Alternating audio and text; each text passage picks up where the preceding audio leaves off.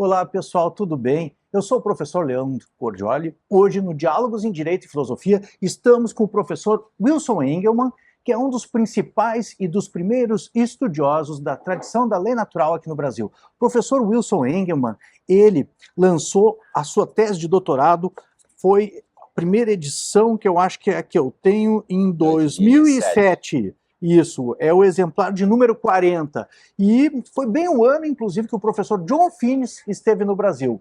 Hoje nós vamos falar, então, com o professor que lançou dos primeiros trabalhos a respeito da lei natural em John Finnes, associou a teoria do direito natural de John Finnes com a hermenêutica filosófica e, mais do que isso, apresentou a primeira edição de Lei Natural e Direitos Naturais do professor John Finnes, publicada aqui no Brasil, inclusive com a presença do próprio professor John Finnes, né, professor? Sim, muito então, bom.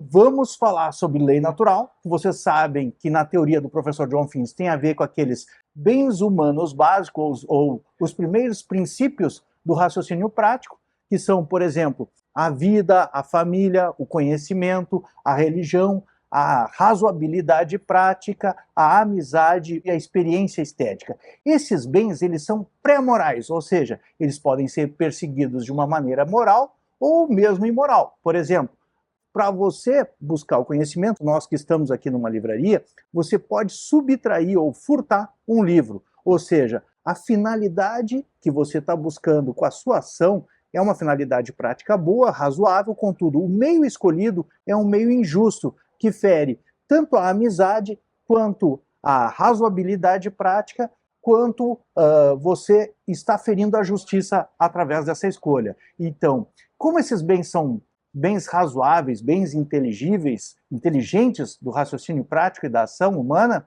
eles podem ser finalidades que podem ser perseguidas tanto de modo razoável quanto de modo não razoável.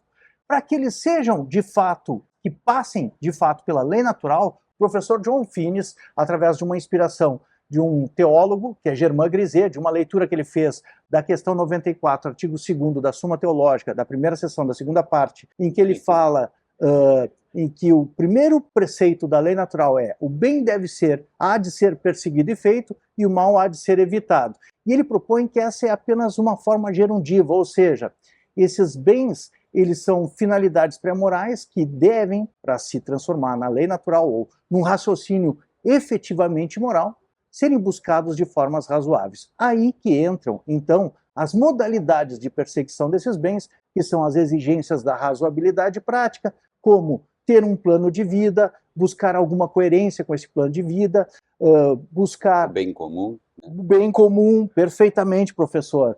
Não agredir diretamente os bens na sua perseguição, ou seja, nunca haja, como no caso falado, né, contra a justiça ou contra a amizade, não haver discriminação entre pessoas e nem discriminação entre bens. Não se fazer acepção de pessoas. A lei natural, então, consiste exatamente nessa lei moral que pressupõe a passagem de bens razoáveis por modos razoáveis de perseguição desses bens nas circunstâncias concretas ou nos planos de vida das pessoas humanas. E isso tem tudo a ver com a nossa playlist que fala sobre a dignidade da pessoa humana.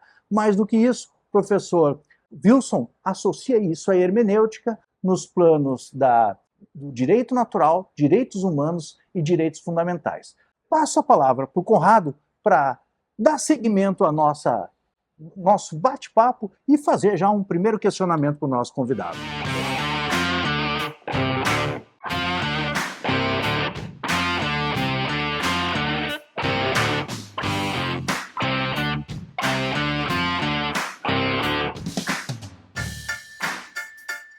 Bom, primeiramente, eu então quero agradecer a presença do professor Wilson Engelmann aqui conosco. Uma honra, um prazer tê-lo aqui, professor. E eu estava aqui, o professor Leandro Cordioli estava colocando essas questões que nós vamos trabalhar, e hoje nós fomos agraciados aqui com algumas obras do professor Engelmann. Uma delas, então, é esta aqui, Direito Natural, Ética e Hermenêutica. E eu fiquei pensando, professor, assim, porque nós temos aqui duas tradições, assim, inicialmente um pouco diferentes, né? A questão do direito natural e a questão da hermenêutica. Gadamer, por exemplo, que é, digamos assim, o maior representante da hermenêutica filosófica, ele, embora não fosse uma pessoa religiosa, ele vem de uma tradição que é, digamos assim, do luteranismo, né? Uhum. E também ligados a questão, muito ligados, digamos assim, foi aluno do Heidegger e segue a tradição heideggeriana, em que a mortalidade é muito importante. Então, eu pergunto aqui, nosso tema é dignidade humana, é o tema que nós temos trabalhado aqui iterativamente com os nossos convidados, e eu gostaria de saber, assim, nesta perspectiva da dignidade humana, da pessoa humana, digamos assim, tendo este foco, como é que tu trabalhaste isso em relação a esta ponte entre o direito natural e a hermenêutica filosófica, ou então, talvez, aqui, nós trazendo um pouquinho também de Heidegger para este debate?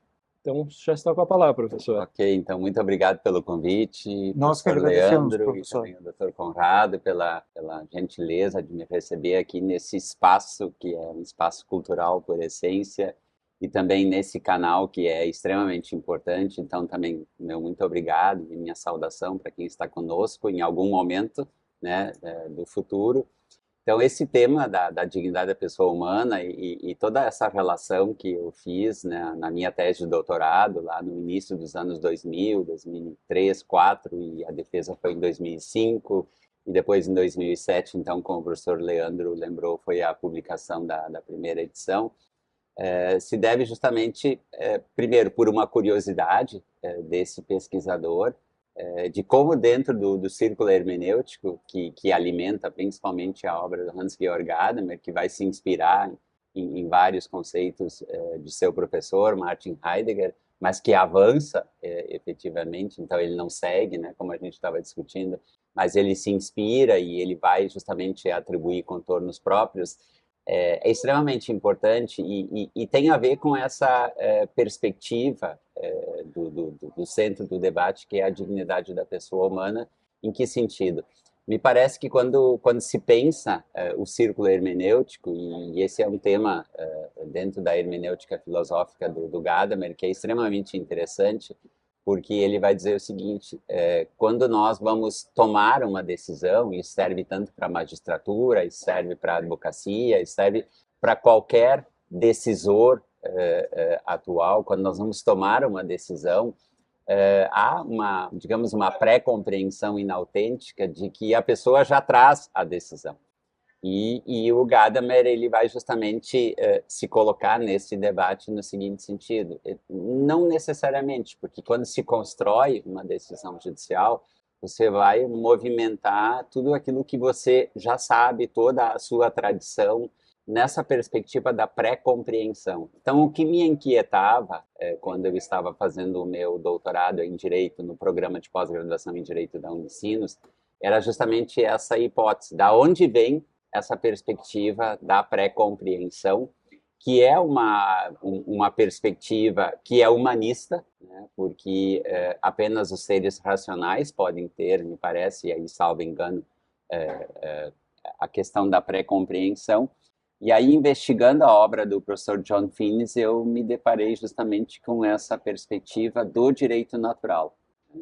E, evidentemente, em algum momento da obra do professor John Finnis, ele acaba vinculando todo esse desenvolvimento da lei natural e depois dos direitos que decorrem a partir daí, dos direitos naturais, ele acaba vinculando a experiência religiosa, a experiência de Deus, enfim, fortemente orientada nessa perspectiva que, ao final dessa nossa caminhada, nós chegamos a Deus como, enfim, a última autoridade que coordena a vida. E, evidentemente, que, numa perspectiva mais racional, isto me incomodou um pouco. E aí, de certo modo, eu desviei neste ponto da obra do John Finnis para chegar na tradição. Então, me parece que a tradição, que é algo também tão importante na constituição da pessoa, mostra tudo aquilo que nós aprendemos na nossa vida. né? E aí, partindo um pouco também de Aristóteles, no sentido de que o jovem, ele não tem uma experiência porque ele ainda não tem uma vivência, uma repetição de certas condutas para ter a experiência. Então, me parece que em todos esses caminhos que eu fui trabalhando na minha tese, que depois acabaram gerando a primeira edição e depois a segunda edição desse livro também, eles todos acabam passando pelo ser humano. Então, me parece que há uma chamada na atualidade, centralidade do ser humano, né? Que é algo tão importante, tanto na nossa tradição da civilização humana, quanto na atualidade, quando nós estamos cercados por novas tecnologias, principalmente a inteligência artificial, as nanotecnologias, que são duas dessas tecnologias de ponta que eu estudo hoje. Mas voltando para a pergunta do professor Conrado, eu penso que em toda essa tradição, a marca da humanidade ela é extremamente importante. E dentro da perspectiva do círculo hermenêutico, a pré-compreensão é um elemento muito importante. E aí, quando eu estava formulando a minha hipótese da tese, eu sentia uma falta, uma lacuna, se eu posso ousar dizer assim, nesses dois grandes filósofos, que o professor Lênio Streck depois se apropriou das ideias dos filósofos e trouxe isso para dentro do direito. Então, essa perspectiva, essa tradição que o professor Lênio inaugura na ciência jurídica, ela também me foi muito importante. Ele foi meu orientador, fui aluno dele durante várias oportunidades, tanto no meu mestrado quanto no meu doutorado, e eu fui justamente beber nessa releitura que o professor Lênio Streck faz, dessa perspectiva da pré-compreensão e de como a nossa pré-compreensão, de cada um de nós, e uma pré-compreensão coletiva também, ela é extremamente importante para mostrar como nós tomamos determinadas decisões. Então, não são decisões tomadas aleatoriamente, não são decisões prontas, né? Muitas vezes, em uma hermenêutica mais tradicional, bom, quando eu tomo uma decisão, eu já tinha aquela decisão e eu só verbalizo e ficamos ali. Me parece, com o devido respeito a quem pensa diferente, que isso pode ser uma perspectiva muito rasa, porque, no fundo, é algo um pouco mais avançada essa questão da tomada de decisão, na medida em que todos nós temos as nossas experiências, todos nós temos as nossas leituras, todos nós temos o conhecimento que a gente vai formando ao longo da nossa vida, temos as nossas escolas de preferência, temos os nossos autores de preferência, temos as nossas linhas de pensamento, e tudo isso vai formando uma amálgama individual que é a nossa pré-compreensão, que é esse nosso modo de ser no mundo, é como eu me apresento. Essa minha fala de agora, ela não é algo ensaiado, não é algo decorado, mas é algo que eu venho formatando nesses meus, digamos assim, nessas minhas mais de 6 décadas de vida que eu tenho e mais de 35 anos também de trabalho, de docência no direito. Então, isso vem me formando e vem me criando uma amálgama desse meu conhecimento. Isso não significa também que em alguns momentos essa nossa tradição nos convida a revisitar algumas ideias, né, professor? E a ressignificar alguns pontos de vista. Então, isso me parece que é o movimento do círculo hermenêutico, que começa com uma pré-compreensão, mas essa pré-compreensão ela vai orientar a minha compreensão de mundo, ela vai me orientar na interpretação de alguma aplicação jurídica a um caso concreto, enfim, e que vai justamente fechar esse círculo hermenêutico que não para. Ele continua constantemente evoluindo, né? E a própria pré-compreensão, ela também vai se ressignificando. Então, me parece que, assim, respondendo objetivamente a sua pergunta, Dr. Conrado, me parece que essa questão do ser humano, do ser aí que se coloca diante do fenômeno social, e do fenômeno social cada vez mais complexo, esse próprio fenômeno social, ele vai nos instigando, ele vai, de certo modo, nos empurrando para revisitar antigas pré-compreensões, né?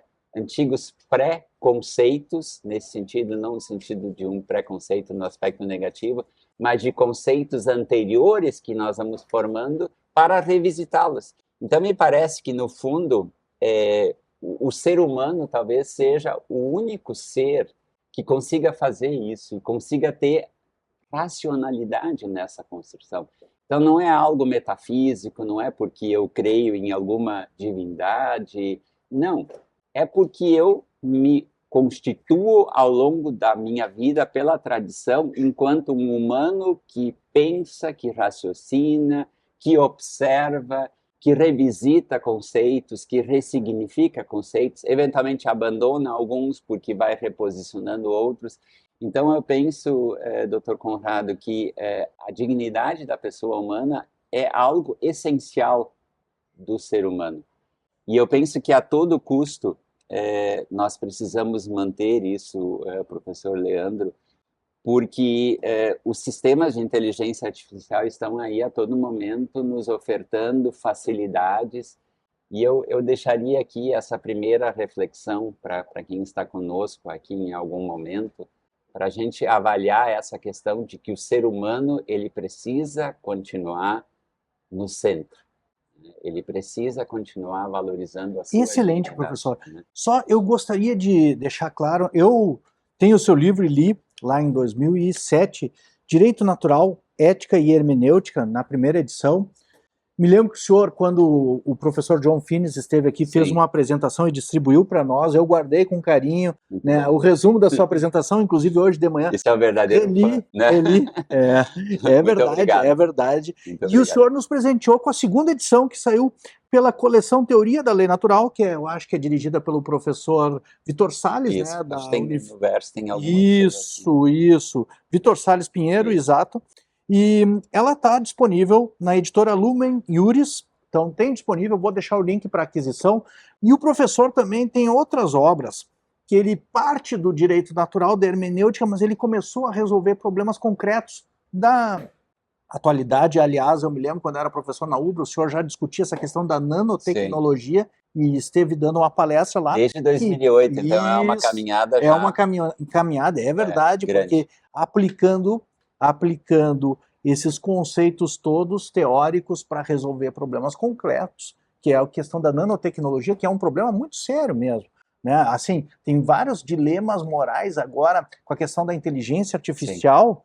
Sim. Ele não está tão à luz, mas juntando as duas coisas, né, inteligência artificial e nanotecnologia, eu tenho certeza que há vários aspectos a serem debatidos. E aqui o senhor tem uma outra questão, que é a responsabilidade civil e nanotecnologias também. O senhor também desenvolveu estudos, né, em grupos de pesquisa e publicou os resultados aqui.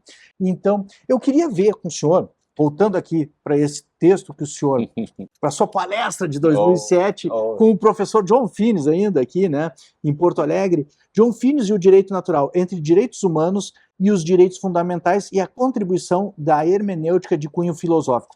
Me chamou muito a atenção, porque a gente está fazendo essa playlist a respeito da dignidade da pessoa humana, e aqui a gente enquadrando a dignidade da pessoa humana com a lei natural e a hermenêutica, que o senhor parte do conceito de pessoa e afirma muito a prioridade do conceito de pessoa ante o ordenamento jurídico. Ou seja, mesmo antes da gente pertencer ou estar protegido por um ordenamento jurídico, há essa concepção de pessoa que se apresenta, que antecede o próprio ordenamento jurídico. Se o senhor pudesse dar uma palavrinha, porque dignidade da pessoa humana, a gente pode começar pelo digno, né, pelo humano. O senhor já falou do humano e antepôs a inteligência artificial. Sim. E as nanotecnologias também, é uma questão bem interessante, que o senhor pode tocar mais adiante também. Okay. Mas se a gente pudesse começar pela pessoa, né, ou pessoa humana aqui, como é que o senhor coloca essa prioridade da pessoa ou da pessoa humana, se o senhor já quiser colocar? Ok. Um grande desafio essa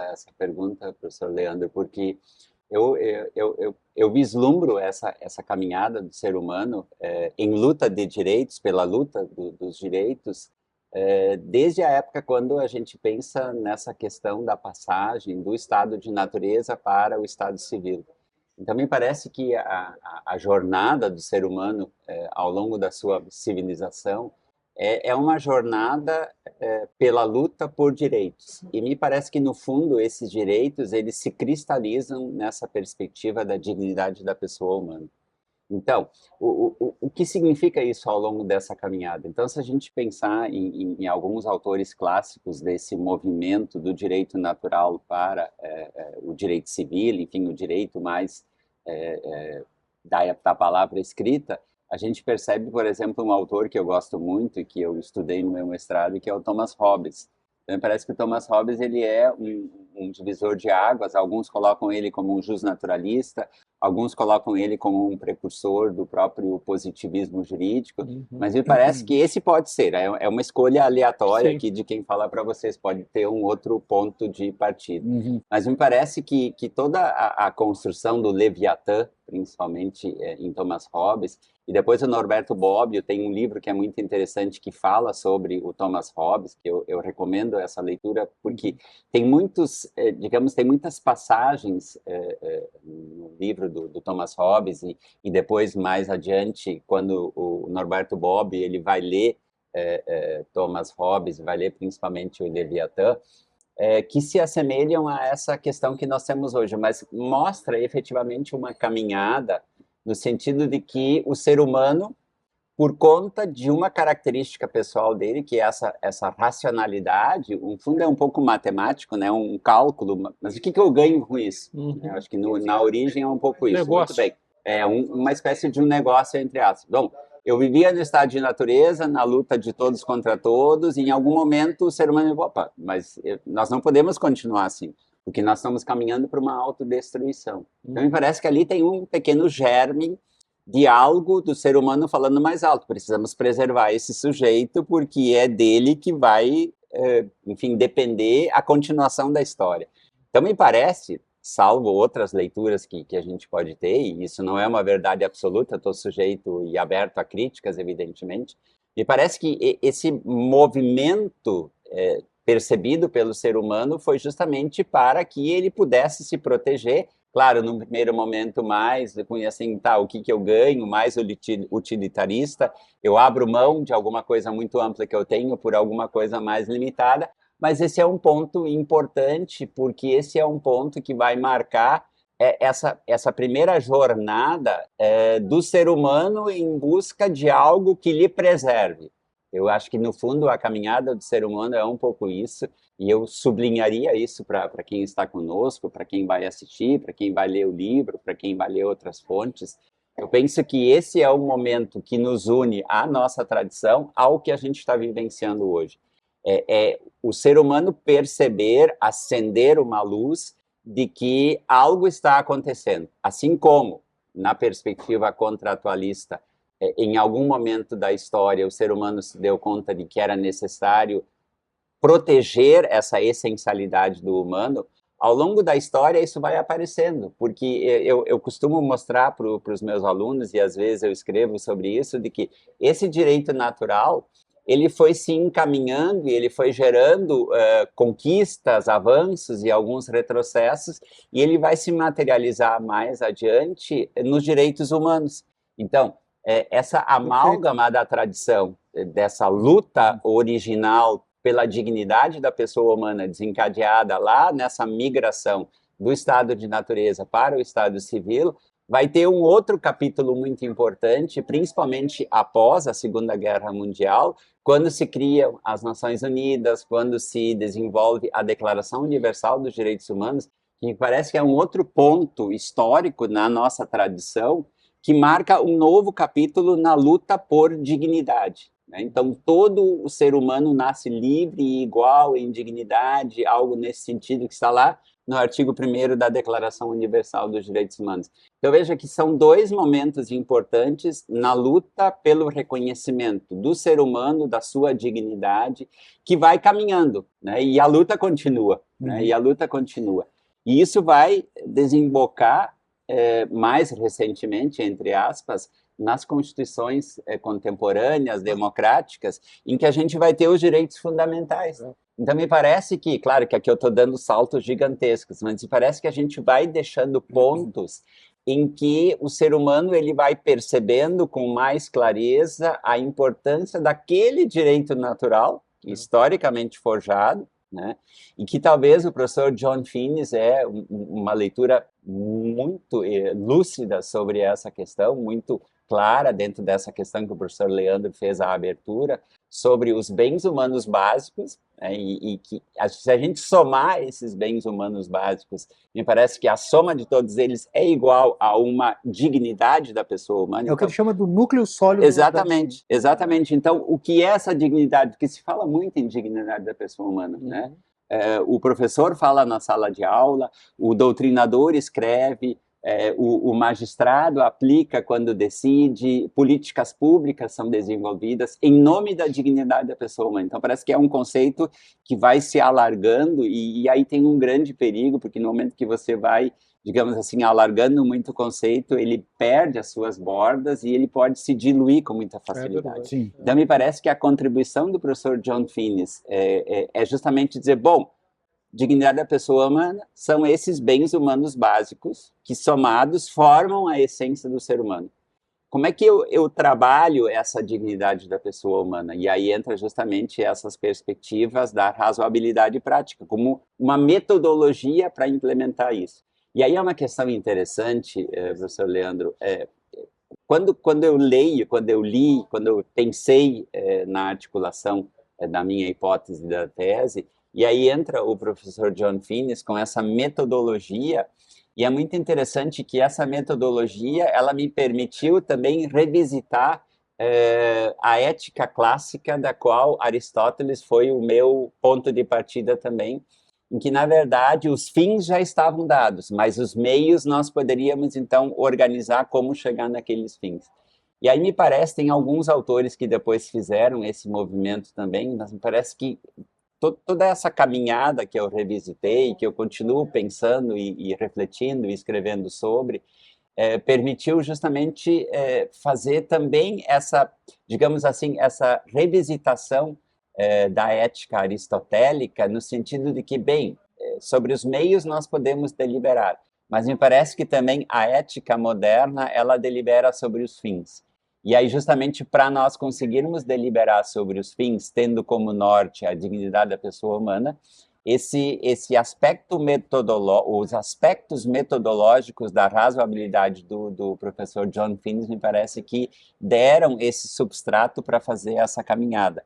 E eu arriscaria dizer, nessa reconstrução histórica, então, direitos naturais, direitos humanos, direitos fundamentais, a gente inaugurou, talvez seja um pouco minimalista essa minha observação, mas a gente inaugurou com o Código Civil de 2002, que agora está sofrendo uma ampla revisão e atualização também, a inserção de um capítulo que nós não tínhamos no Código de 1916, que é o relativo aos direitos da personalidade.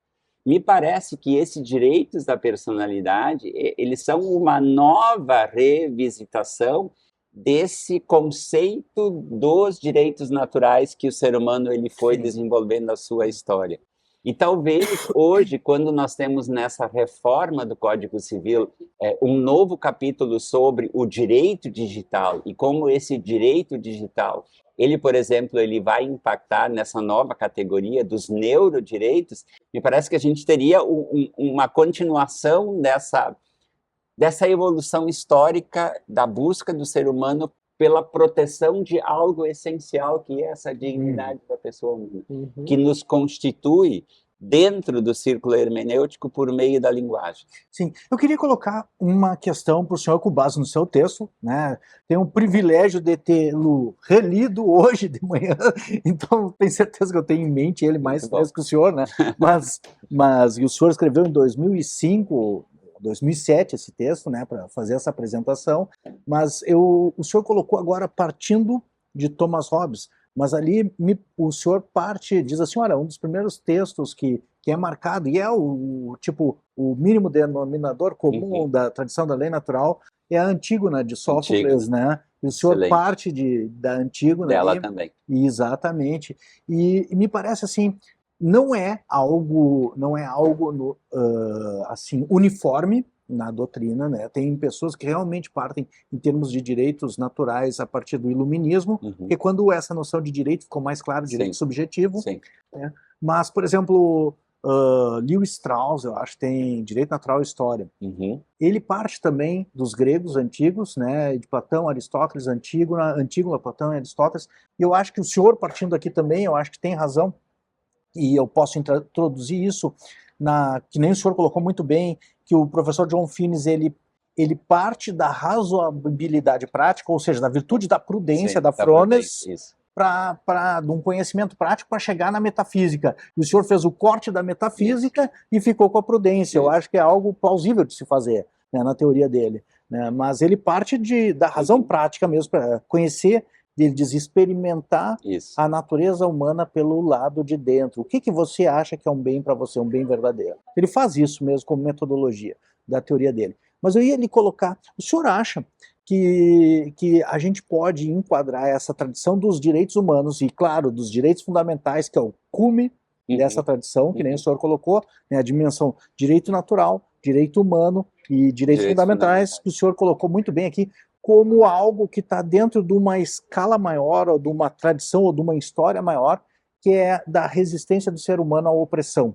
Então, primeiro, a opressão pelos outros indivíduos, né? Por exemplo, o Código de Hammurabi tem muito isso, de fazer uma pedra lá em que ele bota regras em que o Hammurabi vai dizer assim, olha, nessa sociedade haverá justiça.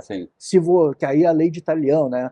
Então, em resumo, se você tirar um dente... Não é a pedra tarpeia, né? Perderá um dente. Mas tem regras muito curiosas, né? Tipo assim, se alguém acusar você de ter roubado alguma coisa, ou você prova, ou se atira você no rio. Se você voltar nadando é porque você não roubou. Se não souber nadar... É tipo as ordalhas. Aqui havia um apelo à religião, a Deus, como se Deus ia proteger o justo e punir o injusto, né? Mas ele tentava buscar, e ele, inclusive no prefácio do código dele, da estela dele, ele dizia, está aqui para provar para toda a humanidade que nós estamos lutando por justiça, protegendo os órfãos, as viúvas, e que nós queremos implantar a justiça. Então, ele tinha essa noção já, de proteger as pessoas, o soberano enquanto um protetor das pessoas contra a agressão das outras pessoas, mas a Antígona, e aí o senhor marca bem, começa a aparecer, que o professor John Finnes pontua isso.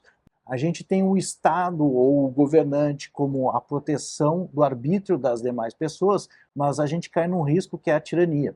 E o abuso do poder pelo Estado. Então a gente deve ter alguma proteção em relação ao soberano, ou ao governante. Para controlar o soberano. Estado.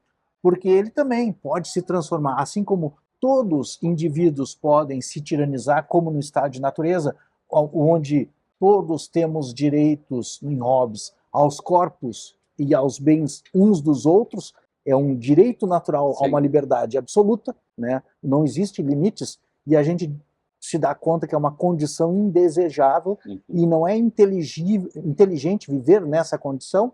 O medo nos impele a sair dessa condição e buscar, como o senhor bem colocou, modos de viver numa sociedade melhor, diz Hobbes, né? É uma condição bruta, né? Em que a gente é de penúria e de brutalidade. Então, a inteligência o medo nos move a sair dessa situação e a inteligência dá os caminhos para sair. Mas me parece que a gente poderia reenquadrar essa tradição que o senhor historiou em termos de direitos naturais, direitos humanos e direitos fundamentais, que é o ingresso desses, os direitos humanos, talvez a publicação que começou com a Declaração dos Direitos do Homem da Revolução Francesa, ou antes, com a Declaração do Bom Povo de Virgínia, e o senhor coloca aqui a Magna Carta também, a Carta do João Sem Terra, o senhor coloca aqui no seu texto também, né, como textos que fazem declarações de direitos e dizem, vamos resistir à opressão. No caso dessa carta inglesa do século XIII, já havia a questão dos barões resistindo à opressão do Estado também, né? Então, parece que há um caminho que culmina nos direitos fundamentais e na positivação dos direitos fundamentais, como a resistência do indivíduo, súdito ou cidadão, à opressão dos demais indivíduos e do Estado, e isso como a proteção da dignidade da pessoa humana. Como é que o senhor colocaria isso? O senhor aceita eu reincluir em toda essa tradição mais extensa, ou acha que a divergência não é exatamente assim? Eu acho que é uma boa colocação, né, professor Conrado, porque O professor Leandro nos desafia com essas perguntas, que são perguntas de uma tese, né? Mas eu penso que, efetivamente, o ser humano, quando na sua caminhada, na sua tradição, busca direitos, faz uma verdadeira luta por direitos, no fundo é uma luta contra o poder do soberano, contra o poder do Estado. Então, me parece que, na sua essência, essa amálgama dos direitos naturais, dos direitos humanos, dos direitos fundamentais, é uma busca constante do ser humano para se proteger. Aí a pergunta é se proteger de quem, né? Num primeiro momento, talvez, para eu me proteger do meu opositor. Então, se vocês dois são mais fortes do que eu no estado de natureza, bom, eu facilmente perco a minha vida, perco a minha propriedade, porque vocês a tomam pela força física. Então, no momento em que nós raciocinamos nesse sentido, bom, precisamos sair desse embate, né, desse confronto direto. Entretanto, se nós pensarmos, tanto na caminhada histórica quanto na atualidade, essa luta continua, né? Então, a luta por direitos, ela não cessou. Ela não cessou. Desculpe me interromper, professor. Não, por favor. É que eu estava pensando aqui, hoje nós estamos conversando esses dias sobre o momento que nós vivemos, né? Por exemplo, o reconhecimento. Nós temos há 140 anos atrás, nós tínhamos no Brasil escravidão. A escravidão. O homem não era, o escravo não era considerado um ser humano. Sim. Era uma coisa, né? Não sei se é movente, mas uma coisa. Exato. Era praticamente, talvez até um cachorro, talvez valesse mais do que uma pessoa. Né? Então nós estamos há 140 anos desta situação, dentro do nosso próprio país, né? Hoje nós estamos vendo uma discussão também sobre a dignidade da pessoa humana, por exemplo, no conflito Israel e ali a Palestina, né, a bem dizer assim. Então, cada país com a sua visão, digamos assim, de dignidade humana, né? Sim. Nós estamos vendo os Estados Unidos, a perseguição aos imigrantes, aos latinos, e que é objeto hoje, inclusive, desses stand-ups lá.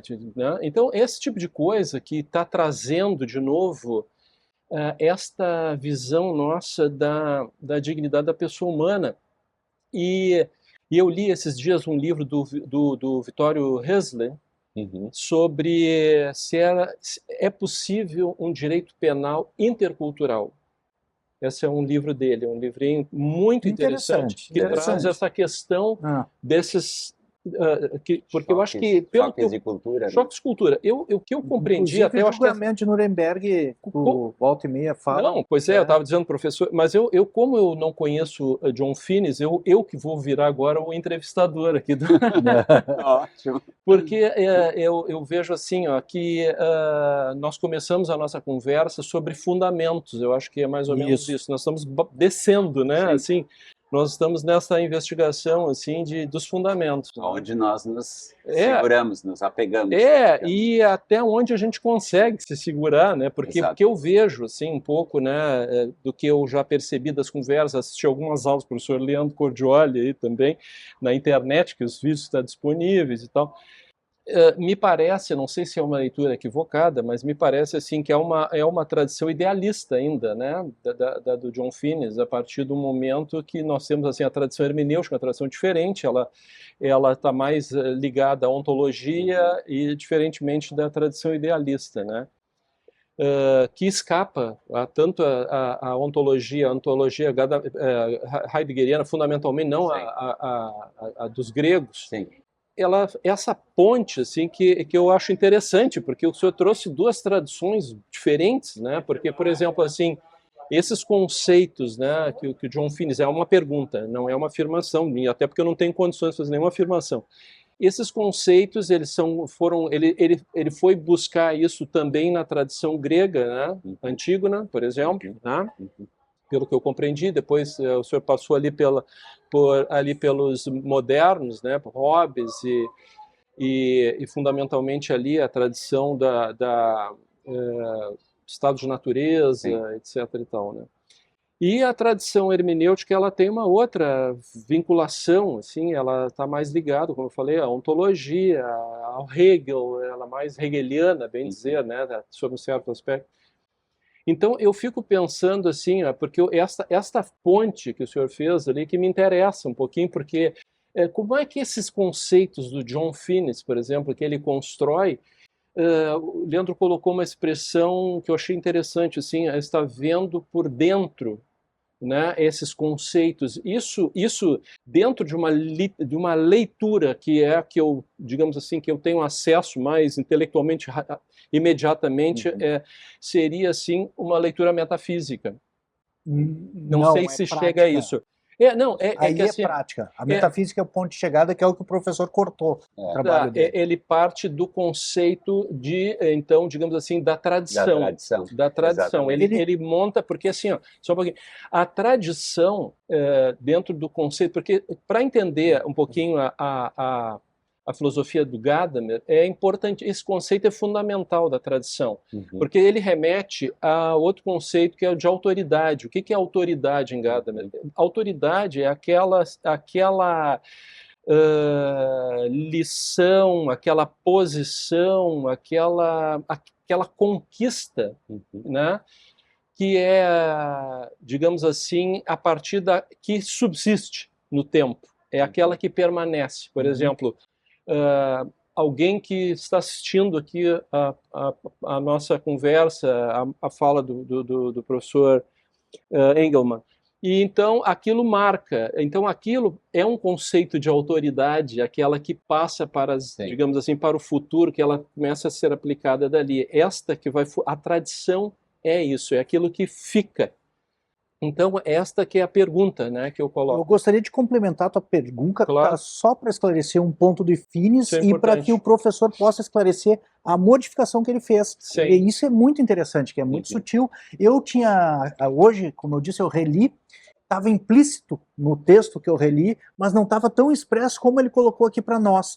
Eu não tinha entendido que ele tinha feito exatamente esse corte metafísico. Mas aqui ele coloca muito bem que ele faz um apelo à razão prática, e eu entendo o que é. Sim. O Finnis, ele não vai buscar na linguagem, ele não vai buscar na metafísica os bens humanos básicos, ele não vai buscar numa revelação divina. A ideia do professor John Finnis é procurar aquilo que tu tende, que tu busca como algo bom, e pesar se verdadeiramente é um bom, se é razoável ou não é razoável, que isso seja um bem. Então, como ele diz, experimentar a tua natureza pelo lado interno. Se para ti, tu considera que a vida é um bem, aí tu pesa, mas isso realmente é um bem verdadeiro? Isso realmente é algo que merece eu dedicar minha vida inteira à perseguição disso, à preservação da vida, no caso, ou à busca da minha saúde? Isso é uma escolha inteligente? É diferente de buscar, por exemplo, o prazer.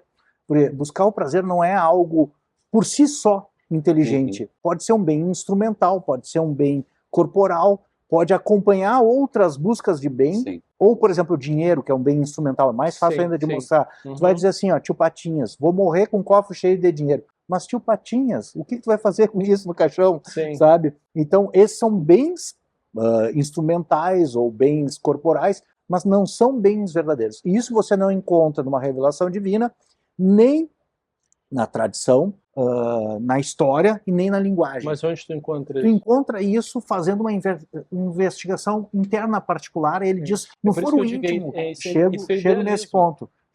Não é idealismo, porque é exatamente a razão prática. É a razão prática. Você pergunta para ti mesmo, será que buscar o conhecimento da verdade, claro, dentro, não toda a verdade, mas dentro que a gente consegue alcançar, ler um livro, é algo inteligente ou não é algo inteligente, sabe? É isso que você deve fazer. E aí, o que a tradição, a história e a linguagem pode te oferecer? Pistas, por exemplo, a vida de Sócrates valeu a pena, não é que você vai buscar na vida de Sócrates o bem, ou na de Platão, mas você pode observar na história pessoas que se dedicaram à busca do conhecimento e pensar que o projeto deles é muito mais inteligente do que o projeto de vida de um usuário de crack, que vai buscar o prazer na satisfação da droga. Então, o que você busca aqui é um projeto prático. A razão prática, ela tem uma função muito mais, diria Finnis, prospectiva, de encontrar bens que justificam a tua existência e tornam inteligente a tua vida, e fazer com que eles se integrem nas tuas circunstâncias, do que simplesmente encontrar meios. Ela também procura os meios, que nem o professor colocou bem, que são as exigências da razoabilidade prática. Nesse aspecto, ela não é idealista, porque ela busca você encontrar esses bens que são fundamentais para o ser humano, são inteligentes, são realizáveis, e que cada um vai realizar, não é idealista, porque cada um vai realizar dentro da sua perspectiva. Por exemplo, a busca do conhecimento para alguém que é analfabeto pode ser aprender a ler e a escrever. Mas para alguém como nós, que tem um pendor acadêmico, que quer ir mais profundamente, pode ser a realização de um doutorado ou o desenvolvimento de pesquisas, como o professor nos agraciou com uma série de livros e pesquisas que ele mostra durante a trajetória de vida dele, como ele se dedicou. E isso é algo inteligente de ser feito, é uma vida que valeu a pena de ser vivida, não um projeto desprezível. Agora, claro, como o professor bem colocou, e aqui que começa a complementação da tua pergunta para ele esclarecer para nós, ponto de partida de Phineas é um ponto de partida prático, é um ponto de partida de escolher inteligentemente o que fazer, é o plano das ações, não ponto de partida metafísico. Mas o último capítulo da obra dele é metafísico, né? E aí o professor faz um corte que é muito interessante, que eu gostaria que ele nos esclarecesse, inclusive uma ponte entre os direitos naturais, os direitos humanos e os direitos fundamentais a partir da hermenêutica. É aí que entra a hermenêutica. Não, mas é que aí tem um problema aí. É que assim, a coisa não dá para fazer esse tipo de encaixe, não está encaixando, porque primeiro que a tradição do Gadamer e de Heidegger é uma tradição ligada à linguagem.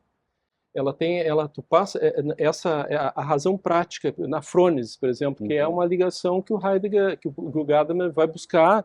É uma filosofia prática, uma filosofia da ética, digamos assim. Sim. Mas esses conceitos, a partir tem uma vinculação mais ligada a Hegel, à dialogicidade, ao diálogo, entende? Não uma autorreflexão, ela não tem essa ligação de autorreflexão, assim, o que é melhor para mim, não é nesse sentido, tu entende? A ligação tem digamos assim, a hermenêutica filosófica, ela tem uma pretensão à universalidade. E não tem, pelo que eu não sei se eu estou compreendendo corretamente. Só que ele faz uma ponte, é isso que eu queria ver. Ele faz o direito natural, direitos humanos e direitos fundamentais. Sim, não, claro, a pergunta é essa. Não mudou a pergunta, apenas é que eu quero, exatamente, eu estou tentando explorar, porque são duas tradições muito diferentes. Eu particularmente, vejo nisso uma tradição muito idealista, apesar dele trabalhar com filosofia prática, com ética e tal, né? Só que a visão ética, por exemplo, que tu tens, tanto é que tu pode dizer o seguinte, né? Tu vais pegar, por exemplo, assim, a tradição hermenêutica, há quem diga que tu não acha ética ali com Heidegger, por exemplo. Né? Eu me lembro de discussões assim no PPG sobre isso, onde é que está a ética, digamos assim. O Gadamer já começa falando em humanismo. Sim, ele resgata, né? Ele vai resgatar exatamente, ele vai a Aristóteles, vai na Frônesis, vai na tradição da paideia, né? da Bildung, né? Ele vai buscar nesse tipo de coisa, mas ele tem uma outra perspectiva, não é esse tipo de escolha individual e autorreflexiva. Entende? Pelo que eu conheço do negócio, aí posso estar limitado, né, professor? Não, acho que não. O que acontece é que não é o pensamento gadameriano, entende? Porque se eu não digo agora, ele engole a minha filosofia, não dá. É porque é totalmente diferente, são tradições diferentes. Sim. A tradição do Phineas é uma tradição autorreflexiva, de autodecisão, não é assim que autoconhecimento. De conhecimento de bens exteriores. Eu não estou fazendo nenhum tipo de reducionismo, não é nada disso, ao contrário, eu estou trazendo assim, desafios para a gente debater, porque é muito interessante, só que a visão de filosofia prática do Phineas, pelo que eu percebi, é diferente da que o Gadamer tem. Então, esta ponte, porque esse é o problema da tese do professor, né? Como eu li o trabalho do professor hoje de manhã, eu vou tentar dar um caminho para ele aqui. Vocês estão criando várias teses. Problemas, né? Exatamente. É que tem uma coisa, Leandro, assim, ó, é que nós temos aqui, o professor agora está exatamente no meio de nós. Você não bombardear ele, né? Que eu disse, Então, eu gosto de hermenêutica. Acho que vai ter que ter o número 2 aqui. O Leandro tinha me dito, e eu não tinha nem tido essa ideia, foi genial essa ideia para o professor aqui, porque exatamente, nós estamos sempre nesse debate aqui.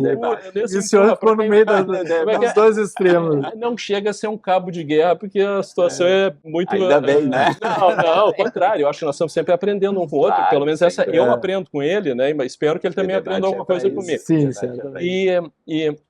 então, esta junção, porque, assim, ó, exatamente, então, só para eu deixar a minha posição aqui hermenêutica mais marcada, né? Que é o meu campo de estudo, né? É que esta junção, assim, essa autorreflexão, ela não tem, assim, não é que o Gadamer não tivesse conhecimento disso, não é nada disso. É que a ligação dele era uma outra, tinha uma outra perspectiva, né? Então, essa que é a questão. Nós voltamos para o seu ponto de partida, professor. Deixa eu ver se eu entendi bem o seu trabalho e vamos ver o que... Até para otimizar para quem está nos acompanhando, porque o debate é muito bom. Eu entendi bem, o senhor usa o professor John Finnis como um alicerce objetivo para bens humanos básicos, são o núcleo sólido da noção da dignidade da pessoa humana, são esses que a gente falou, né? Da vida, família, religião, conhecimento, a experiência estética, a amizade, exatamente, né? Então, esses tipos são bens que são realmente o núcleo sólido da noção de dignidade da pessoa humana, e se for tratar a pessoa como digna, isso eu estou tirando do seu texto, inclusive, né? Digna é tratar ela como um fim em si mesmo, é a preservação e a proteção desses bens, né? Então, o senhor fala de pessoa e depois de dignidade, coloca dignidade como a pessoa como um fim em si próprio. E isso antecede o ordenamento jurídico. Mas a hermenêutica entra fazendo uma ponte exatamente da lei natural, que é esse conceito moral, para passagem para um conceito de direitos humanos e fundamentalmente jurídico, né? Um conceito de jurídico que é direitos fundamentais. Se eu peguei bem o seu texto, que eu li hoje de manhã, foi isso que eu extraí do seu texto. Como é que o senhor coloca? É muito interessante esse debate, enfim, e eu acho que lança várias ideias, e eu penso que o programa, enfim, os vídeos, eles têm essa pretensão. Primeiro, eu penso que tem aí uma questão que o professor Conrado coloca, nessa questão da universalidade. Acho que a hermenêutica filosófica ela vai nos servir nesse sentido de que não dá para pensar em universais para daí deduzir uma resposta. Eu acho que hermeneuticamente essa é uma questão. Então esse acho que é um ponto importante nessa perspectiva hermenêutica. Um outro ponto, essa questão do idealismo, essa questão do interior que o professor Leandro colocava, que beira ali ao subjetivismo. Eu penso que esse também é um ponto fundamental. E durante toda essa minha caminhada na docência, eu sempre trabalhei com teoria do direito, introdução ao estudo do direito, com a filosofia do direito. Então, e essas várias tradições do direito natural me incomodavam um pouquinho, porque você sempre caía em elementos metafísicos, ou em algum momento você tinha que jogar para uma, não necessariamente Deus, uma outra divindade, você tinha que acreditar numa autoridade suprema. Depois você caía que isso era uma decorrência da natureza, e em algum momento você chegava nessa ideia da racionalidade. E aí, quando eu tive o conhecimento e a leitura da obra do John Finnis, eu identifiquei que talvez nessa linha que o professor Leandro coloca, quando a gente fala nessa tradição dos direitos naturais, é uma tradição em que o ser humano volta para si, né? Não sei se necessariamente por um aspecto subjetivo, eu penso que não é um subjetivismo, não é um interior, eu voltando para mim, mas numa perspectiva de essência. Então, o que é essencial no ser humano, né? O que é essa essência do ser humano. E aí me parece, e aí eu não sei, Dr. Conrado, se eu consigo daí abranger a profundidade da sua provocação, mas me parece que quando eu adiciono nessa caminhada a figura do frônimos de Aristóteles, isso me chamou muita atenção, e também quando Heidegger trabalha a perspectiva da frônesis aristotélica, no seguinte sentido, o frônimo, segundo Aristóteles, ele vai buscar em Péricles, e seria justamente a figura do bom pai de família. Hoje a gente teria que dizer a boa mãe de família, ou enfim, a boa pessoa num grupo familiar, que quando toma decisões, não toma decisões para si, que seria esse elemento subjetivo. Sim, Eu tomo o que é melhor para mim. Não, eu penso que tanto a experiência gadameriana da hermenêutica, quanto essa visão dos bens humanos básicos e dessa metodologia da razoabilidade prática de John Finnis, ele justamente me parece, e pelo menos esse foi o casamento que eu tentei fazer, justamente nesse sentido, como eu posso tomar decisões que eu considere adequadas dentro da minha perspectiva, que são boas, seriam virtuosas, portanto, mas não para mim apenas, e talvez nem tanto para mim, mas para o coletivo. Tem um viés kantiano nisso? Um viés kantiano? Um pouco, porque tanto num dos capítulos, para reconstruir essa um pouco do imperativo categórico, né? Eu fui estudar, fui sofrer um pouquinho para conhecer essa essência do Kant, para chegar justamente no Heidegger, no Gadamer e aí no John Finnis. Então tem uma vertente kantiana aí também. Então, tanto que um dos capítulos eu dedico a essa questão do Kant, ao imperativo categórico e como isso vai também conduzindo essa tradição.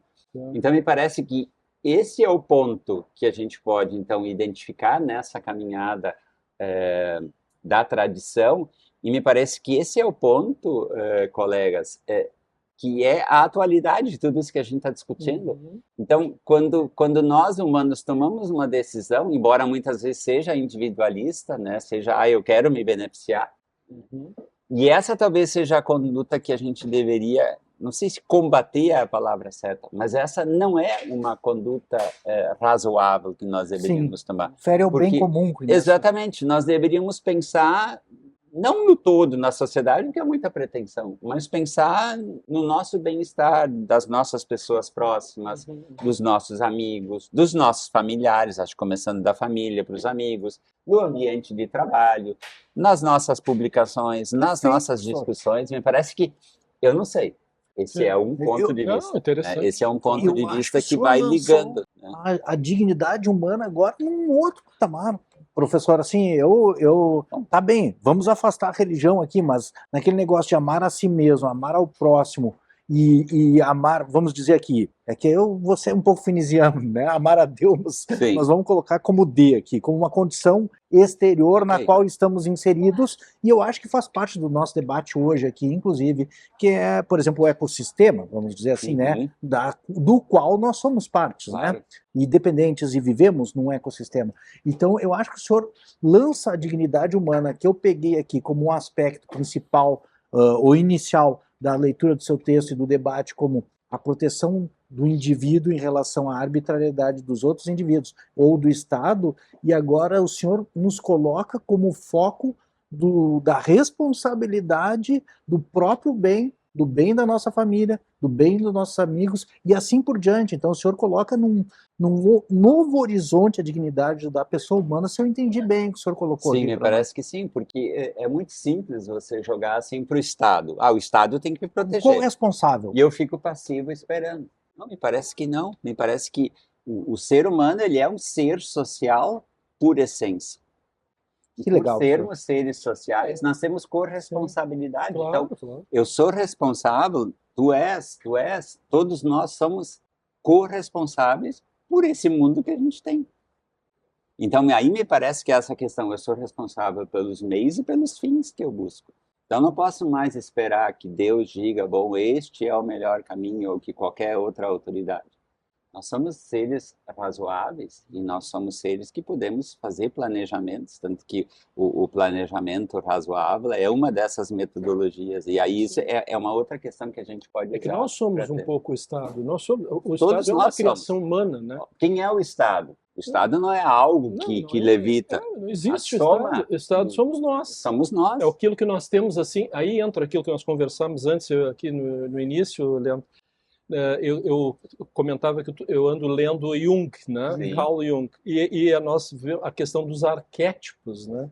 Perfeito. Então, isso é uma investigação que atualmente eu estou me dedicando para ir nesse fundo, até comentar com o professor Enildo Stein, né, sobre o fundo, das pré-compreensões, aonde que está dentro da nossa subconsciente, porque é importante, eu acho, salientar também para quem talvez não conheça bem a questão das pré-conceitos, né, que são trabalhados aí, pela essa doutrina, pela essa filosofia do Gadamer, fundamentalmente, que nós não temos consciência disso, na verdade, é aquilo que nos informa, nos conduz, de uma certa forma, nosso comportamento, mas que está muito lá dentro deste fundo, é assim que o professor Enildo Stein coloca, né?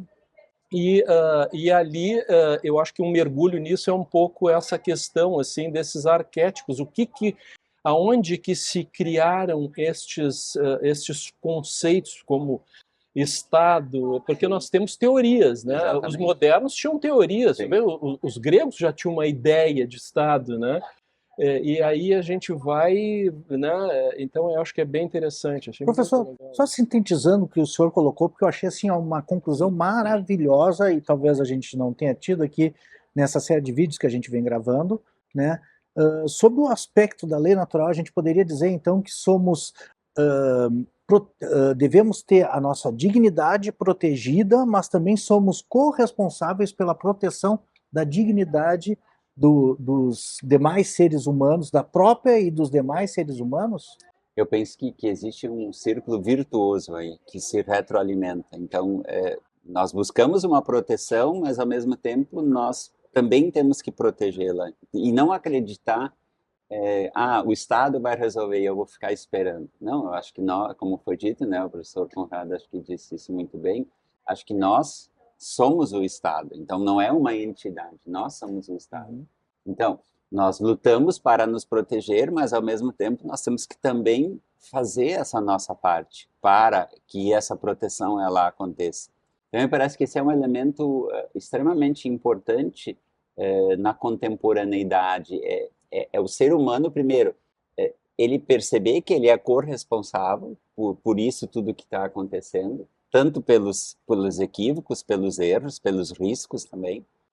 E me parece que essa é a caminhada humana.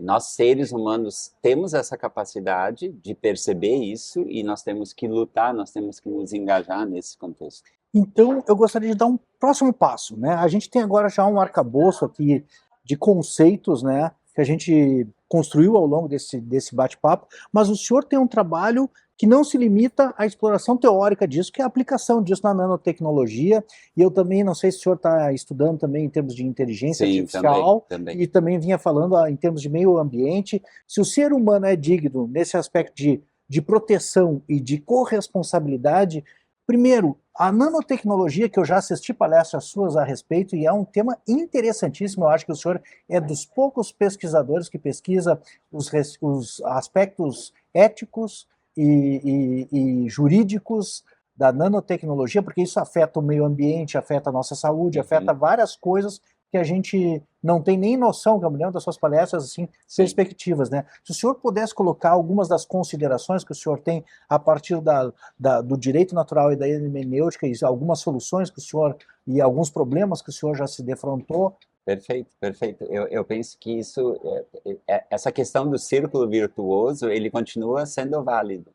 Então, assim como nós nos damos conta dessa questão de que o Estado somos nós, né, e nós temos que nos engajar para essa questão, nós somos corresponsáveis por isso. O mesmo avanço também se percebe na questão das tecnologias. Então, desde 2008, eu venho acompanhando e discutindo com colegas das áreas exatas essa nanotecnologia. Para quem está conosco, talvez, o que significa essa palavra? Hoje, muitas coisas são produzidas em uma escala extremamente pequena.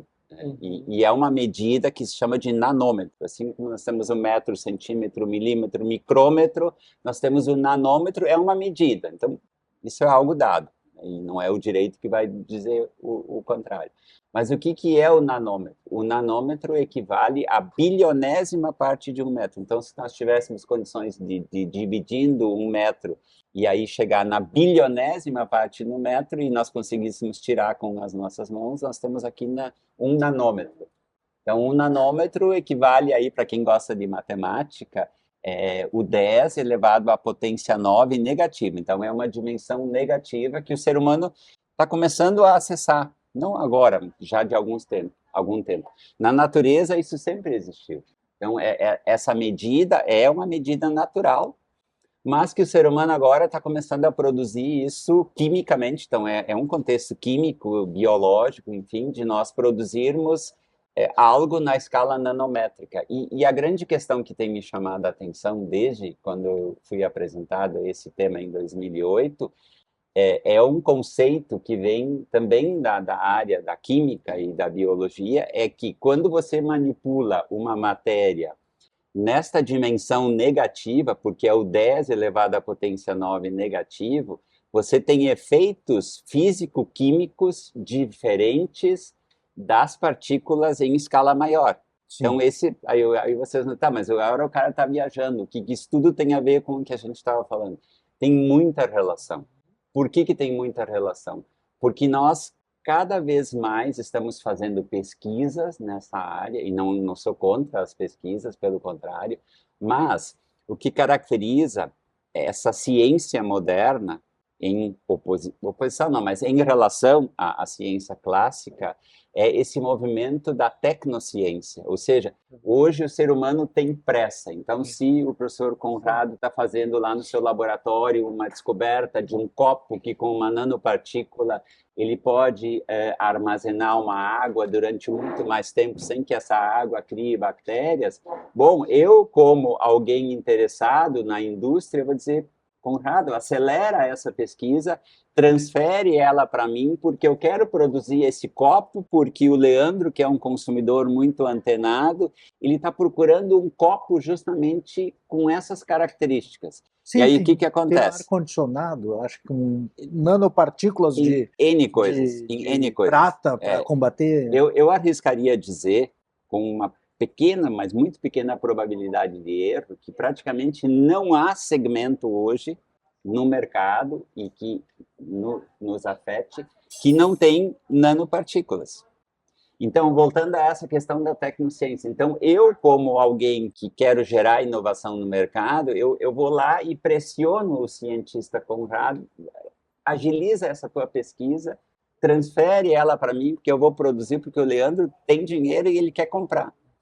Essa é uma perspectiva hoje que me parece que atravessa o desenvolvimento tecnológico, e aí a gente vai fazer o link, tá, mas o que isso tem a ver com o que a gente estava discutindo? Tem tudo a ver. Por quê? Porque, de novo, esse círculo ele está girando, e essa minha atitude empreendedora, inovadora, e aqui eu já faço um parênteses, não sou contra nada disso, pelo contrário, eu apenas estou aqui fazendo uma descrição do que acontece, e aí a gente avaliar isso à luz da dignidade da pessoa humana. Aí o Dr. Conrado, lá no seu laboratório, disse, pá, mas eu tinha que fazer de novo, eu preciso fazer um novo teste para ver da segurança dessa partícula. Não, um teste é o suficiente, e me passa essa fórmula para eu produzir. E é isso que tem acontecido. E o que a gente tem gerado com isso? A gente tem gerado inovação, a gente tem feito a roda da economia circular, a gente tem produzido riquezas, mas a gente tem gerado um passivo que pode, em algum momento, nos apresentar contra. Um passivo ético, um passivo ambiental, um passivo humano, um passivo de saúde. Desconhecido, inclusive. Muito desconhecido, porque uma coisa que me chama muita atenção, meus caros e minhas caras, é o seguinte, conversando com os colegas que estão nos laboratórios e participando de congressos, eu vejo que os próprios cientistas não têm certeza. Então, esse é um novo paradigma da ciência. Até então, a gente fazia uma pergunta para um cientista, ele te dava a fórmula, e bom, essa fórmula me dá 100% ou quase 100% de certeza que esse produto é seguro. Hoje os cientistas titubeiam, eles não têm mais esta segurança em te dar uma resposta científica, diga, é isso. Se me permite, professor, assim, eu até vejo assim, na verdade, né, não sei, o que agora me ocorre, nunca a ciência teve 100% de certeza em nada. Né? Perfeito. Mas tinha mais eu acho que tinha mais conteúdo ético de lançar as coisas. Hoje, né, Perfeito. o que está dizendo, entendendo uma onde tá aceleração da coisa. Pressão do mercado, É a pressão do mercado. Eu digo, eu trago isso, nós conversamos agora recentemente sobre a questão das Big Techs, por exemplo. Sim. Deste assodamento de tecnologias de resolução, entre aspas, de problemas. Conversamos há pouco sobre a questão ChatGPT e outras várias, hoje, inteligências artificiais tem aí no mercado já, né? Eu vejo dentro do judiciário, por exemplo, nós ainda estamos no início.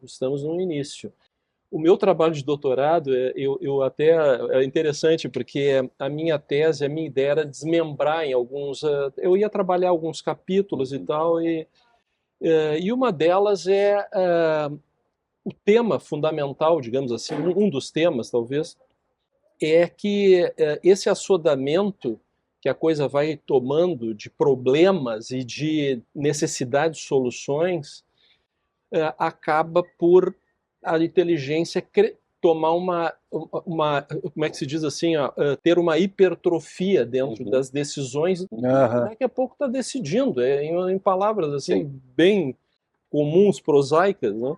Seria assim, daqui a pouco nós temos aí a inteligência artificial decidindo, e aí tu vais afastando o ser humano, que é o destinatário da decisão. Que deveria ser o centro. Que a gente começou a falar sobre a centralidade do ser humano. Sim, e a responsabilidade. É por isso que o meu trabalho é em cima da hermenêutica filosófica, porque eu tento trazer o resgate da presença, do diálogo. Isso. Porque o que acontece? A inteligência artificial, ela está escanteando o ser humano e fica fácil, as soluções ficam muito fáceis, porque tu joga ali, daqui a pouco ele vai te dar em segundos a decisão. O algoritmo te dá a solução. E onde é que está a conversa? Será que aquela ali, ela num contexto social, ela vai restabelecer o contexto social, o tecido social? Quer dizer, então eu acho que isso é uma questão que preocupa bastante.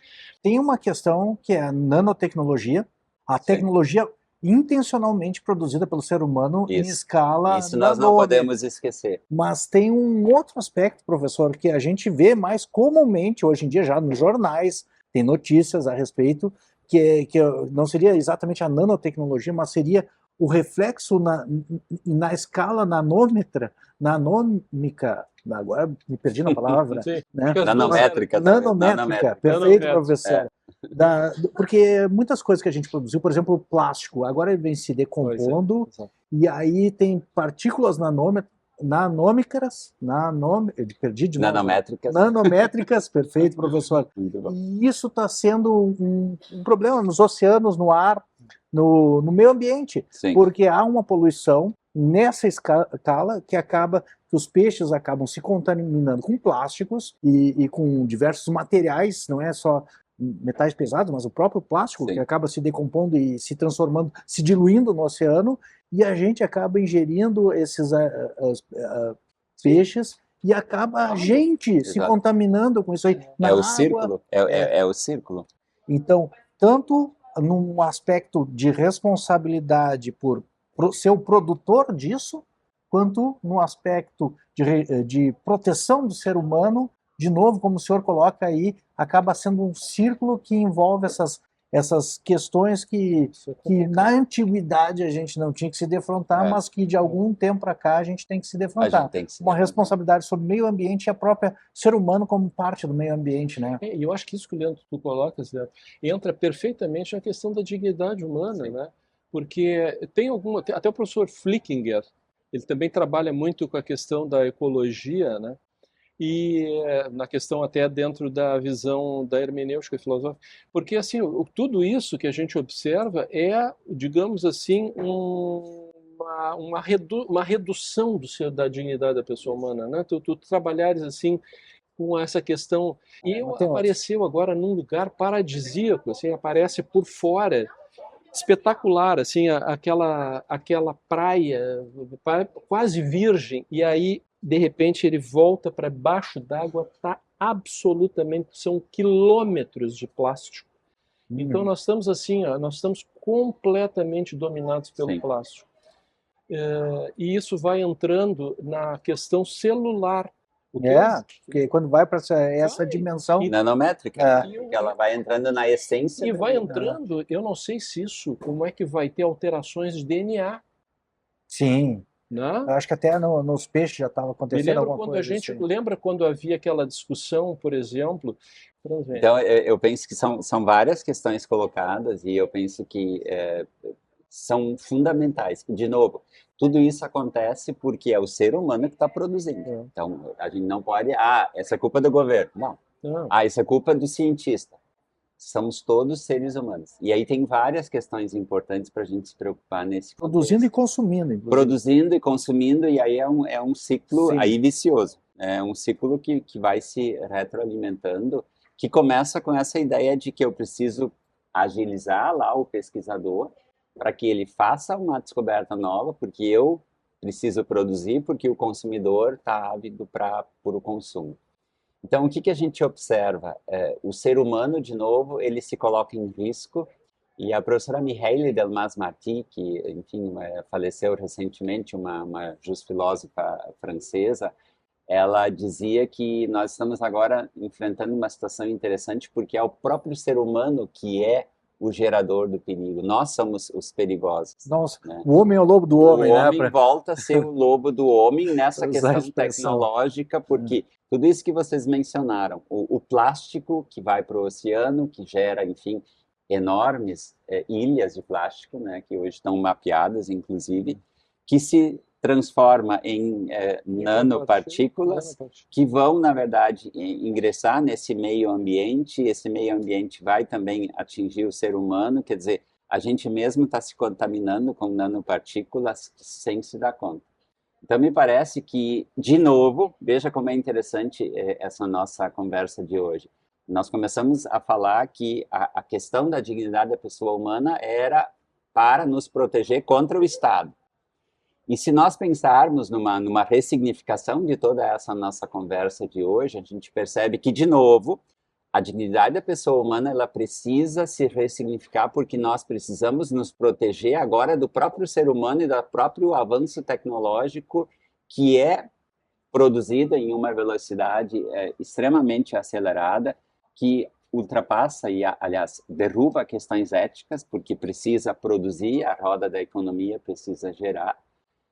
E até que ponto nós vamos chegar? Qual é essa questão? E aí o Dr. Conrado lembrava numa questão, e o professor Leandro também, e não é só essa questão física, essa questão ambiental, mas é a própria essência da linguagem. Então, nós falamos sobre toda essa nossa discussão da questão da hermenêutica, e a questão da hermenêutica ela faz sentido porque o ser humano é um ser dotado de linguagem, né? A linguagem é a morada do ser, como Heidegger coloca lá, e me parece que é essencial, e é maravilhosa essa construção que ele apresenta no Ser e Tempo. Só que com um outro avanço, que é o avanço da inteligência artificial e os seus múltiplos usos que nós temos hoje, nós estamos de novo colocando a nós mesmos em um risco essencial, que é acreditar que esses sistemas, eu não vou nominar nenhum aqui dos LLMs, né, dos Large Language Models, tem vários, né, à disposição no mercado, oferecendo facilidades novamente e batendo assim, quem sabe, me dá a tua essência. Qual é a tua essência? É a linguagem. Sim. Veja que Sim. é algo que nos constitui, que Sim. nos alimenta e que justamente sustenta essa caminhada da civilização humana. Então, me parece que existem novos riscos e agora os riscos eles foram multiplicados, não é mais a nossa proteção contra o Estado, que talvez queira invadir os nossos direitos fundamentais, também ainda, né, permanece esse risco, mas a gente está gerando novos riscos por meio do nosso próprio avanço tecnológico gerado, e curiosamente isso eu proponho que todos nós pensemos sobre isso, não há uma resposta acabada para isso, mas a pergunta é, por que então a gente precisa desenvolver essa tecnologia que vai nos colocar em risco logo ali na frente? Porque essa tecnologia ela está nos rondando, e aí me perdoem aí os colegas da computação aplicada e de outras áreas, eu estou fazendo aqui uma análise de um ser humano, de um filósofo, jurista, curioso, mas, acima de tudo, um ser humano preocupado com a minha humanidade, porque essa tecnologia ela está nos rondando e ela diz assim, me faz uma pergunta que eu te resolvo o problema. E até então eu considerava oferecendo facilidades. Nós do direito, principalmente, eu estava dizendo isso, eu digo isso para os meus alunos, e eles olham assim, mas como? Nós do direito somos resolvedores de problemas. E isso não é uma redução da nossa nobre função. Isto é a essência da função do direito. Nós somos resolvedores de problemas. Agora, eu vou lhe dizer uma coisa, professor. A minha preocupação, ela vai, sim, também, eu vejo hoje, veja bem, né? Estás colocando assim a questão do direito, né? E que essas tecnologias estão avançando muito e nós temos instrumentos jurídicos para, ou seja, se por um lado o Estado é forte para combater, oprimir eventualmente o indivíduo, por outro lado ele é fraco em relação aos poderes que essas big techs hoje, né? Porque são assim, elas simplesmente é inimaginável hoje a força econômica dessas empresas. São maiores que Estados. O orçamento delas é gigantesco. Hoje toda digamos assim, a política, ela já está satélite, está gravitando ao redor das big techs. Sim, a gente está vendo isso aí. O interesse hoje não é mais em nada, são assim, aquilo que alimenta as big techs. Por exemplo, aqui no Brasil, a água, eles querem a nossa água, querem as terras raras, metais, e nós temos, e eu vejo, observo isso, assim, aí claro, nós vamos entrar na filosofia política aqui, mas como filosofia, né? Não como política, como filosofia. Então, vejo assim, nós temos que eu vejo uma resistência muito grande, porque o poder de financiar campanhas é muito grande, né? Quem defenda determinadas posições que favoreçam a esse acesso às riquezas minerais naturais.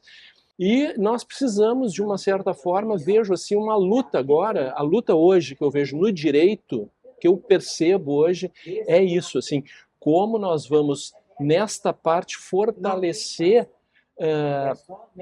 o Estado, no sentido, assim, não a figura administrativa, mas política mesmo do Estado, de resistir a esse tipo de coisa, porque isso está nos levando à ganância, está nos levando à destruição, nós estamos destruindo. As empresas hoje, o Estado trabalha com quem? Com Google, com Microsoft. Então, nós já somos 100% quase dependentes, colonizados. Então, porque se eles resolverem em algum momento, por uma questão política, como está acontecendo agora aí no país, de alguém resolver desligar o disjuntor para tudo. Para tudo. Sim. Eu vejo uma certa necessidade hoje de uma releitura contemporânea de um certo materialismo histórico. O Brasil, ele é um prato cheio para esse ingresso dessas coisas, assim, sem reflexão, exatamente pela falta da nossa população, que praticamente tem muito pouco acesso à cultura e à educação. Eu gostaria só de fazer mais ou menos um fechamento e abrir a possibilidade para o senhor responder isso aí, mas reconectando todos os pontos que a gente colocou aqui, vou tentar ser breve, e um assunto que eu vi que o senhor estava conversando com o Conrado aqui antes de começarmos a gravação, para conectar tudo e o senhor poder dar uma última posição para nós aqui, aspectos finais, considerações finais, né? E se manifestar a respeito do que o Conrado colocou e o que eu vou colocar para o senhor, que eu acho que está tudo dentro do mesmo contexto, inclusive. Mas se a gente fosse tratar, só para reconectar o nosso assunto aqui, essas questões que a gente vem falando sobre o aspecto da lei natural, a gente falaria, em termos de teoria do John Finnis, de um bem humano básico, vida, que deve ser protegido, que não pode ser agredido, que a gente deve levar em consideração que é um bem para mim, enquanto Leandro, pessoa humana, mas também para os demais seres humanos, e que eu devo tanto proteger em mim como nos outros, e que condutas que agridem esse bem, como, por exemplo, a poluição, devem ser evitadas, né? E que o bem comum deve ser levado em consideração. Isso em termos de bens humanos básicos e exigências da razoabilidade prática. Só estou contextualizando, por exemplo, a questão da poluição através dessas nanopartículas. Né? Por exemplo, isso deve ser levado em consideração e isso integra a lei natural diante das circunstâncias e diante dos problemas que se apresentam. Só que o professor John Finnis, e isso eu conecto com o assunto que vocês estavam discutindo, agora no começo, antes de começarmos a gravar, fala naquele princípio supremo da moral que foi desenvolvido posteriormente ao lançamento do Lei Natural de Direitos Naturais, que leva em consideração não só, aí sim aqui num aspecto, aí sim ideal, não só o bem atual de nós enquanto seres humanos viventes, mas das futuras gerações que possam vir a nos suceder. E isso deve ser levado em consideração também nas nossas decisões atuais. Ou seja, enquanto seres que escolhem utilizar potenciais poluidores ou potenciais tecnologias que a gente não sabe onde vai resultar, como a inteligência artificial, como devemos, e aqui assim, é só mais uma pergunta provocadora, acho que é tema para um outro episódio, sim, né? Mas se a gente pudesse encaminhar para o encerramento do nosso programa, e o senhor pudesse nos colocar alguma linha, né, de pensamento, ou quais as suas considerações a respeito, seria interessante para uma palavra final agora do nosso episódio. São várias questões, eu acho, que foram apresentadas, e uma delas é a seguinte. Então, voltando de novo, sendo repetitivo, acho que a caminhada do ser humano é a caminhada de uma luta por direitos. Isso a gente já consensuou aqui.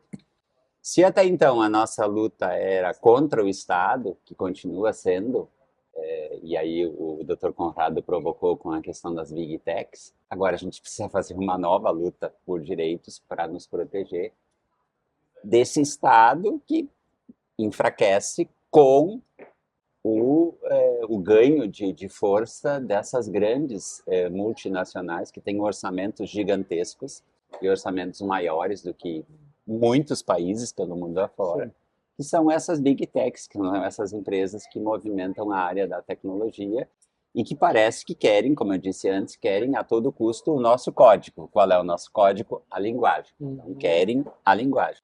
Então, me parece que a dignidade da pessoa humana, ela ganha novos contornos e ela deve ser robustecida ao máximo, porque nós precisamos continuar a nossa luta por direitos. Agora, talvez não mais contra o Estado, mas agora, não sei se é contra a palavra, mas agora para nos proteger do avanço das Big Techs.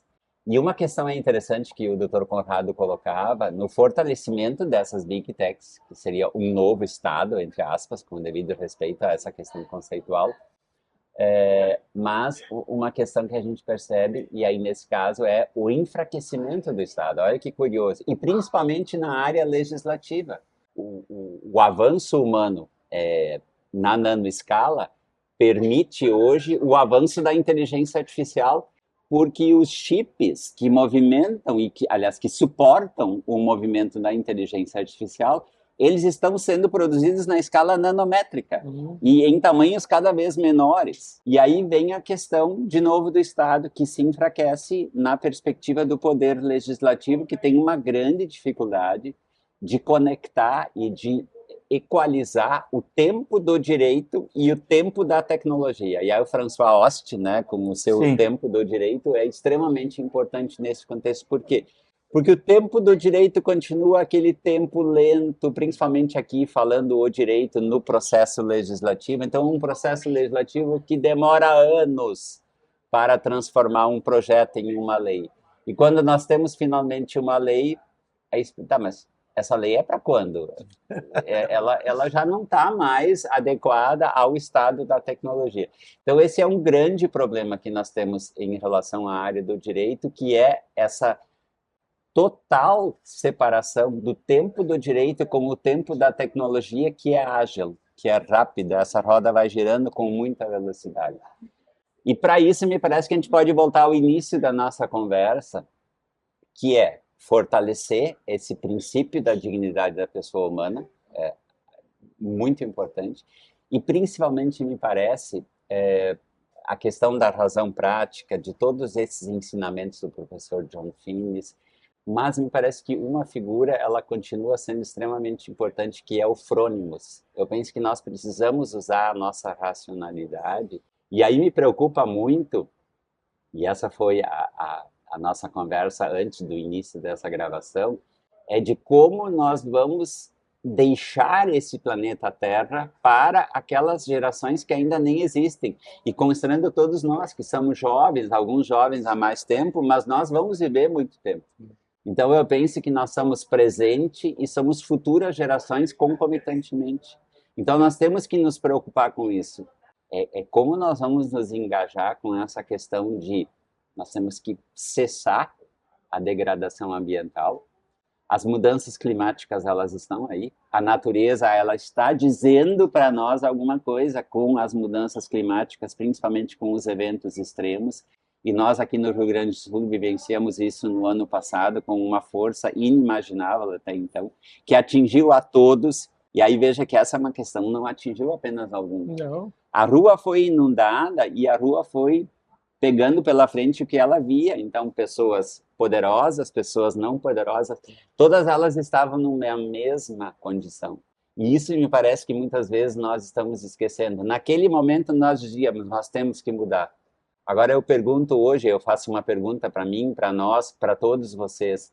Nós mudamos realmente alguma coisa do ano passado para cá? Será que deveríamos efetivamente continuar seguindo com essa vida da mesma maneira que nós vivíamos antes de maio de 2024? Essa é uma pergunta que me inquieta e eu não estou culpando ninguém, eu me autoculpo com isso. Tá? Mas essa seria uma pergunta que nós deveríamos nos fazer para daqui para frente.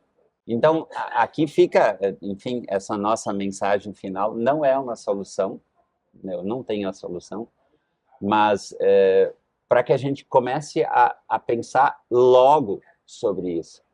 O meio ambiente está dando sinais, está gritando, e nós, sem o meio ambiente, nós não seremos humanos. Então, há uma conexão fundamental aí, né?